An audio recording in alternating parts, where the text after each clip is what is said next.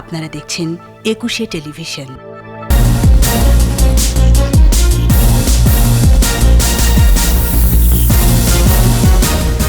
করোনাকালে নানামুখী চ্যালেঞ্জ নিয়ে বিকেলে নতুন অর্থবছরের বাজেট উপস্থাপন, লক্ষ্য অর্থনীতি পুনরুদ্ধার।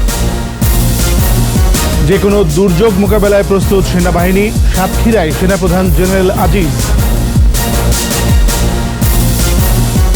ঢাকা শহর লকডাউন চেয়ে হাইকোর্টে রিট, দেশ জুড়ে বাড়ছে করোনা শনাক্তের সংখ্যা।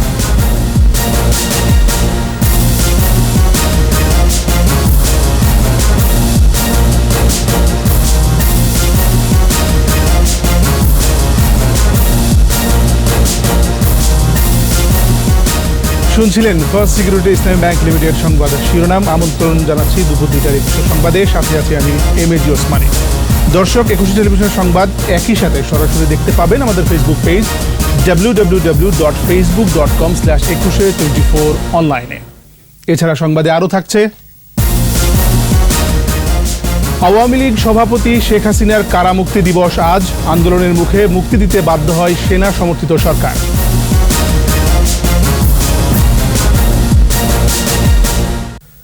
শুরুতেই আমাদের বিশেষ আয়োজন বাজেট।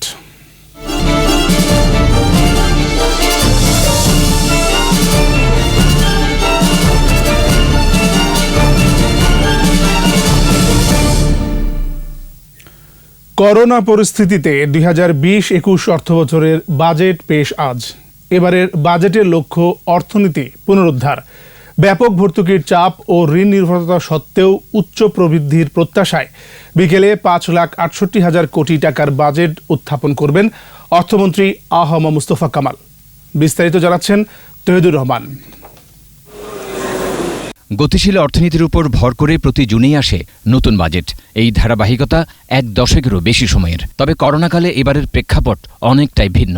থমকে গেছে উৎপাদনের চাকা, আমদানি রপ্তানি সহ মানুষের আয় ব্যয়ের প্রাত্যহিক কর্মতৎপরতা প্রায় স্থবির। কবে নাগাদ স্বাভাবিক হবে কেউ জানে না। এ অবস্থায় নতুন অর্থবছরের জন্য আসছে প্রায় 5,68,000 কোটি টাকার জাতীয় বাজেট। চলতি অর্থবছরের চেয়ে যার আকার প্রায় 8.56% বেশি। বিদেশি অনুদান সহ নতুন বাজেটে আয়ের লক্ষ্য 3,82,016 কোটি টাকা। চলতি অর্থবছরে 1 লাখ কোটি টাকারও বেশি রাজস্ব ঘাটতির আশঙ্কা। তারপরও নতুন বাজেটে এনবিআরকে আদায় করতে হবে 3,30,000 কোটি টাকা। এদিকে অর্থনীতিবিদ ও ব্যবসায়ীরা বলছেন, অর্থনীতিতে গতি না ফিরলে রাজস্ব আহরণেই সবচেয়ে বড় চ্যালেঞ্জ হয়ে দাঁড়াবে। বিনিয়োগ বান্ধব কর্মসংস্থান সৃষ্টি এবং মানি সার্কুলেশনকে ইমপ্রুভ করে এই ধরনের বাজেট আমাদের প্রত্যাশা করছি। 3% গ্রোথ বলেন বা 8% গ্রোথ বলেন, এটা শুড নট ম্যাটার। আমাদের এই বাজেটকে দিয়ে আমাদের ইকোনমিকে স্টেবিলাইজ করতে লাগবে। স্টেবিলাইজের পরে সরকারের যে সিদ্ধান্ত অলরেডি নেওয়া হয়েছে এবং বাজেটে যেগুলো আনবে, এগুলো আমরা আশা করি যে আমরা যদি ঠিক করে বাস্তবায়ন করতে পারি, তাহলে আমাদের অর্থনীতি আগের মতন আমরা সামনের দিকে এগোতে থাকবো। ঘাটতি অর্থায়নের জন্য পর্যাপ্ত কৌশল নির্ধারণ, দেশের ভিতরে এবং দেশের বাইরে থেকে যে সমস্ত উৎস থেকে ঋণ প্রাপ্তির প্রয়োজন রয়েছে সেটার জন্য কার্যকরী উদ্যোগ নেওয়া। গত কয়েক বছর ধরে বাজেট ঘাটতির আকার জিডিপির প্রায় 5% মধ্যেই থাকে। তবে এবার ঘাটতি থাকছে প্রায় 6%। বিদেশি অনুদান বাদে যার পরিমাণ 1,89,997 কোটি টাকা। ঘাটতি পূরণে ঋণই হচ্ছে বড় উৎস। অভ্যন্তরীণ ব্যাংক ব্যবস্থা থেকে ঋণের লক্ষ্য 84,980 কোটি টাকা, আর বিদেশি উৎস থেকে আসবে 76,004 কোটি টাকা। নতুন বাজেটে ব্যাংক ঋণের লক্ষ্যমাত্রা বাড়লেও কমছে সঞ্চয়পত্র বিক্রিতে। করোনা মোকাবেলায় রাজস্ব ব্যয় বৃদ্ধির চাপ থাকলেও যথাসময়ে চলমান প্রকল্প শেষ করতে বার্ষিক উন্নয়ন কর্মসূচিতে বরাদ্দ 2,05,000 কোটি টাকা। পরিস্থিতি বিবেচনায় আগামী বাজেটে স্বাস্থ্য, খাদ্য ও কর্মনিরাপত্তায় বেশি কর্মসূচি থাকা জরুরি বলে মনে করছেন অর্থনীতিবিদরা। একমত পরিকল্পনা কমিশনও। মানবিক বিপর্যয় এবং অর্থনৈতিক বিপর্যয়ের এই প্রেক্ষাপটে আমাদের এই বছরের বাজেট হচ্ছে, এটি বাজেটের ভিন্ন রকম বৈশিষ্ট্য। জীবন রক্ষা, দ্বিতীয়ত কিভাবে ক্রমান্বয়ে আমরা অর্থনীতিকে সক্রিয় সচল করে তুলতে পারবো, এটি বাজেটে প্রতিফলিত হবে। নতুন বাজেটে প্রবৃদ্ধির লক্ষ্য 8.2%, আর মূল্যস্ফীতি 5.4%-এর মধ্যে আটকে রাখার চেষ্টা থাকবে। এদিকে নতুন বাজেটের অনুন্নয়ন ব্যয়ের বেশিরভাগই খরচ হবে ভর্তুকি, প্রণোদনা, সহায়তা, বেতন ভাতা ও দেশি বিদেশি ঋণের সুদ পরিশোধে। ব্যাপক রাজস্ব ব্যয় চাহিদা থাকায় বাজেটে পরিচালন ব্যয় বেড়েছে, যার আকার 3,48,180 কোটি টাকা। নতুন বাজেট বাস্তবায়ন করা গেলে ক্ষতিগ্রস্ত অর্থনীতিতে নতুন প্রাণ পাবে বলে আশাবাদী সরকার। একদিকে করোনার ক্ষতি পুষিয়ে আনা, অন্যদিকে স্বাধীনতার সুবর্ণ জয়ন্তী উদযাপন, পাশাপাশি নানা খাতের সংস্কার, এমন বিষয়গুলো বাজেটে প্রাধান্য পাবে বলে আশা করছেন বিশ্লেষকরা। তৌহিদুর রহমান, একুশে টেলিভিশন, জাতীয় সংসদ প্রাঙ্গণ, ঢাকা। এদিকে বাজেট উপস্থাপনের আগে সংসদ ভবনে বসে মন্ত্রিসভার বিশেষ বৈঠক। প্রধানমন্ত্রী শেখ হাসিনার সভাপতিত্বে বিশেষ মন্ত্রিসভার এই বৈঠকেই অনুমোদন হবে 2020-21 অর্থবছরের প্রস্তাবিত বাজেট। বাজেটের সার্বিক বিষয় নিয়ে এ সময় আলোচনা করেন মন্ত্রীরা। বৈঠকে অর্থমন্ত্রী আ.হ.ম মুস্তফা কামাল, পরিকল্পনা মন্ত্রী এম.এ মান্নান সহ অন্য মন্ত্রীরা উপস্থিত ছিলেন। করোনা পরিস্থিতির কারণে এবারে ভিন্ন প্রেক্ষাপটে বাজেট অধিবেশন হতে যাচ্ছে। সেনাবাহিনী প্রধান জেনারেল আজিজ আহমেদ বলেছেন, সরকারের নির্দেশে যে কোনো দুর্যোগ মোকাবেলায় সেবা দিতে প্রস্তুত সেনাবাহিনী। ঘূর্ণিঝড় আম্পানে ক্ষতিগ্রস্ত এলাকা পরিদর্শনের আগে বেলা 11টার দিকে সাতক্ষীরা সার্কিট হাউসে সাংবাদিকদের সঙ্গে কথা বলেন তিনি। এ সময় সেনাপ্রধান বলেন, দেশের প্রয়োজনে সেনাবাহিনী বেড়িবাঁধ নির্মাণ সহ যে কোনো কাজ করবে।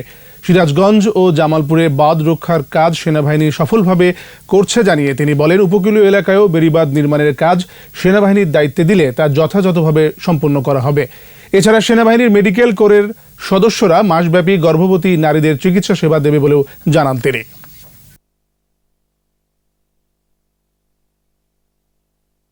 সরকারের থেকে যেই কোনো দায়িত্ব দেওয়া হবে, সেটা ন্যাশন বিল্ডিং হোক, সেটা হলে এই ধরনের পরিস্থিতিতে আপনি যে বিষয়টা প্রশ্ন করলেন যে বাঁধ নির্মাণের জন্য হোক, এই ধরনের কাজ এখানেই শুধু নয়, দেশের কিন্তু বিভিন্ন জায়গায় আমাদেরকে দায়িত্ব দেওয়া হয়েছে। আমরা সেগুলো কিন্তু করেছি অতীতে, এখনও করছি। আমরা বলেছি আমাদেরকে যদি দেওয়া হয় আমরা অবশ্যই করব।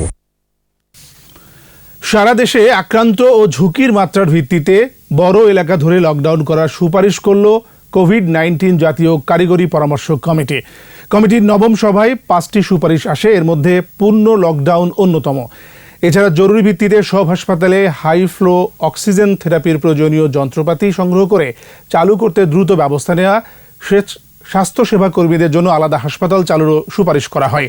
যেসব হাসপাতালে কোভিড নন কোভিড রোগীর চিকিৎসা সেবা কার্যক্রম এখনও শুরু হয়নি, সেসব হাসপাতালে দ্রুত চিকিৎসা সেবা কার্যকর করার তাগিদ দেওয়া হয়। স্বল্প সময়ে করোনার পরীক্ষার ফলাফল এবং সন্দেহভাজন রোগীদের আইসোলেশন নিশ্চিত করারও সুপারিশ করে জাতীয় কারিগরি পরামর্শ কমিটি।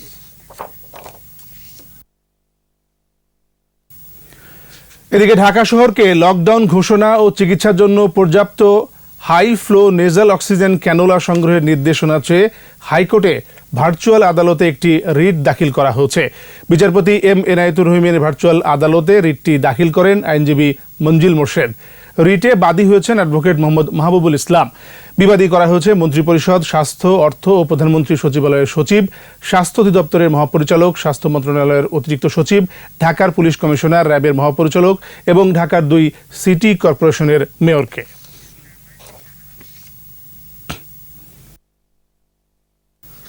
সারা দেশে করোনায় শনাক্তের সংখ্যা বাড়ছে। আক্রান্তদের আইসোলেশনে রাখার পাশাপাশি তাদের বসতবাড়ি লকডাউন করা হয়েছে। চট্টগ্রাম 8 আসনের সংসদ সদস্য ও চট্টগ্রাম দক্ষিণ জেলা আওয়ামী লীগের সভাপতি মুসলেম উদ্দিন আহমেদ সহ পরিবারের 10 সদস্য করোনা আক্রান্ত হয়েছেন। চিকিৎসার জন্য তারা ঢাকায় আসছেন বলে জানা গেছে। এদিকে দেশে করোনা ভাইরাসের নতুন হটস্পট হয়ে উঠেছে সিলেট জেলা। 1000 অতিক্রম করল এই জেলার আক্রান্তের সংখ্যা। বুধবার রাতেও আরও 55 জন শনাক্ত হয়েছেন। এ নিয়ে জেলায় মোট শনাক্ত 1080 জন। গাজীপুরে নতুন করে আরও 77 জন করোনায় আক্রান্ত হয়েছেন। রংপুরে গত 24 ঘন্টায় 3 পুলিশ, 2 নার্স সহ 15 জন করোনা পজিটিভ। করোনা প্রতিরোধে খুলনার সকল ব্যবসা প্রতিষ্ঠান বন্ধ ও দিঘলিয়া উপজেলার সেনহাটি ইউনিয়ন লকডাউন করেছে জেলা প্রশাসন। খুলনায় করোনা পজিটিভ 242 জন। আর এ পর্যন্ত করোনা উপসর্গ নিয়ে মৃত্যু হয়েছে 34 জনের। এছাড়া অত্যধিক ঝুঁকি বিবেচনায় রেড জোন করে ফেনীর 8টি এলাকা শুক্রবার সকাল 6টা থেকে লকডাউনের সিদ্ধান্ত নেওয়া হয়েছে। আওয়ামী লীগ সভাপতি শেখ হাসিনার কারামুক্তি দিবস আজ। মিথ্যা অভিযোগে দীর্ঘ 11 মাস কারাভোগ করতে হয় তাকে। 2008 সালের 11 জুন সংসদ ভবনের চত্বরে স্থাপিত বিশেষ কারাগার থেকে বঙ্গবন্ধু কন্যাকে মুক্তি দিতে বাধ্য হয় সেনা সমর্থিত তত্ত্বাবধায়ক সরকার। রাজনীতির কঠিন সেই সময়ে আওয়ামী লীগ সভাপতির মুক্তির মধ্য দিয়ে মুক্ত হয়েছিল গণতন্ত্র। রিপোর্টে বিস্তারিত জানাচ্ছেন আকবর হোসেন সুমন। 2001 সাল বিএনপি জামায়াত জোটের দুঃশাসনের কবলে দেশ। দুর্নীতির সাথে চলে বিরোধী দলকে নিঃশেষ করার ষড়যন্ত্র। একের পর এক খুন করা হয় মমতাজ উদ্দিন, আহসানুল্লাহ মাস্টার, শাহ এএমএস কিবরিয়া সহ অসংখ্য আওয়ামী লীগ নেতাকর্মীকে। 21শে আগস্ট গ্রেনেড হামলায় শেখ হাসিনাকে হত্যার চেষ্টা হয় আওয়ামী লীগকে ধ্বংস করার।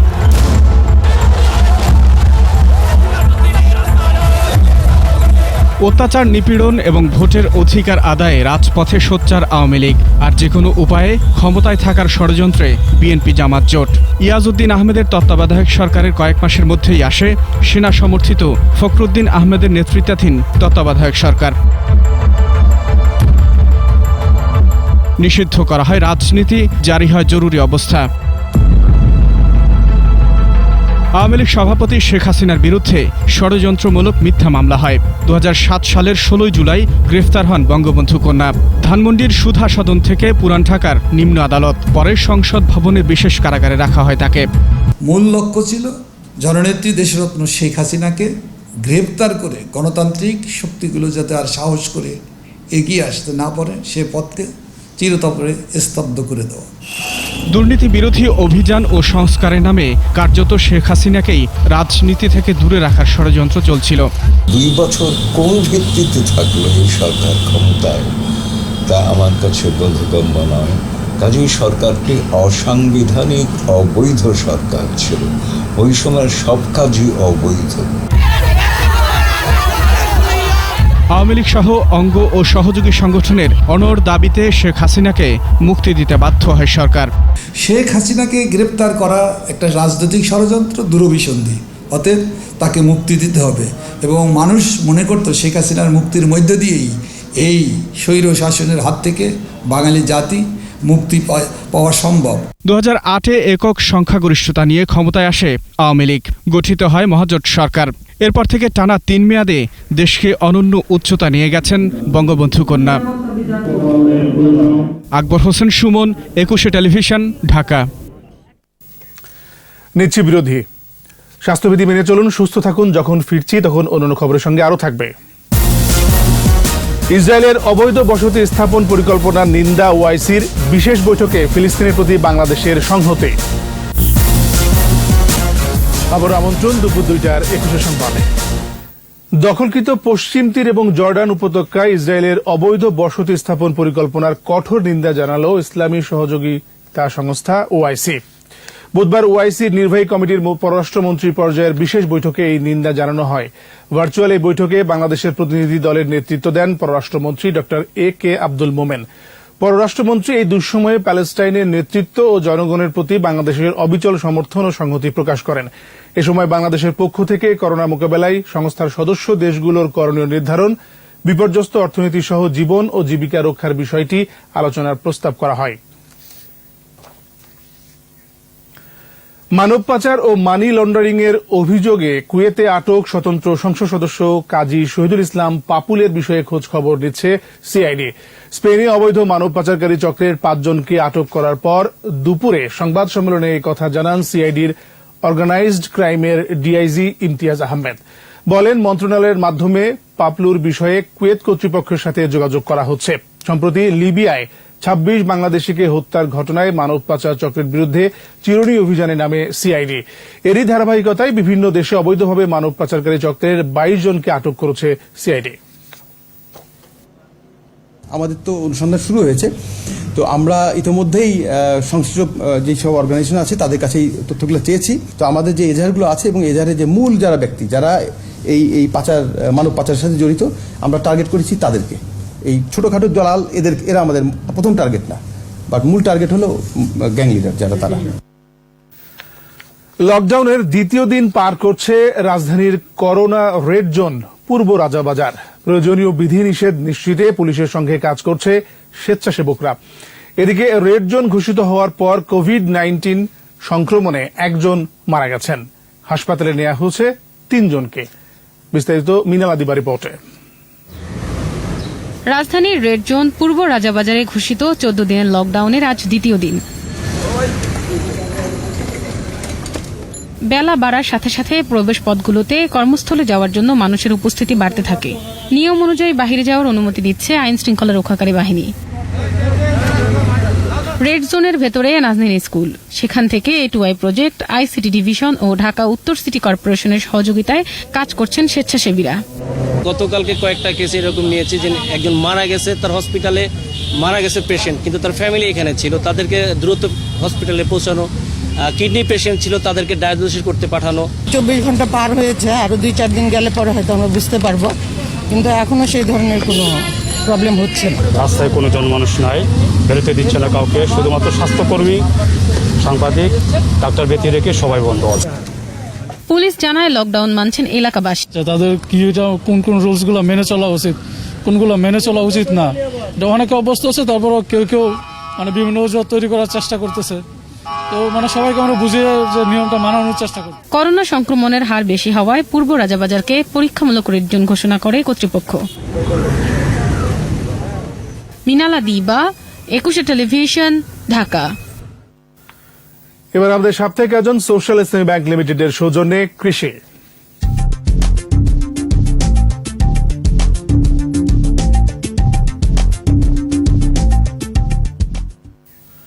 অনুকূল আবহাওয়া ও সঠিক পরিচর্যার কারণে মেহেরপুরে মিষ্টি কুমড়ার ভালো ফলন হয়েছে, কিন্তু করোনার কারণে পণ্য পরিবহন ব্যাহত হয়, সবজি বিক্রিতে সমস্যায় চাষিরা, বড় লোকসানের শঙ্কায় তারা। এই অবস্থায় উৎপাদিত কুমড়া পাকিয়ে সংরক্ষণের পরামর্শ দিয়েছে কৃষি বিভাগ। আবারও নিচ্ছি বিরতি। স্বাস্থ্যবিধি মেনে চলুন, সুস্থ থাকুন। যখন ফিরছি তখন অন্যান্য খবরের সঙ্গে আরও থাকবে। বিশ্বে করোনায় প্রাণহানি 4,19,000, অর্থনৈতিক ধসের আশঙ্কা যুক্তরাজ্যে।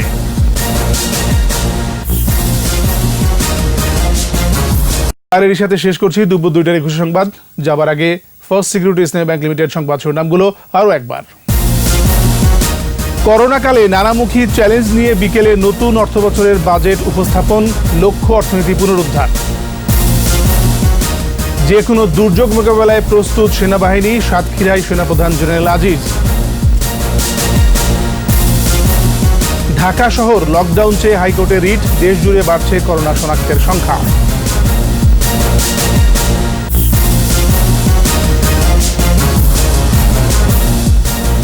সর্বশেষ খবর জানতে ডায়াল করুন 202 নম্বরে, আর ভিজিট করুন ekushe-tv.com ওয়েবসাইটে। এছাড়া ফেসবুকে ভিজিট করতে পারেন facebook.com/ekushe24 অনলাইনে। 6টায় আমাদের চট্টগ্রাম সংবাদ দেখার আমন্ত্রণ রইল। স্বাস্থ্যবিধি মেনে চলুন, সুস্থ থাকুন।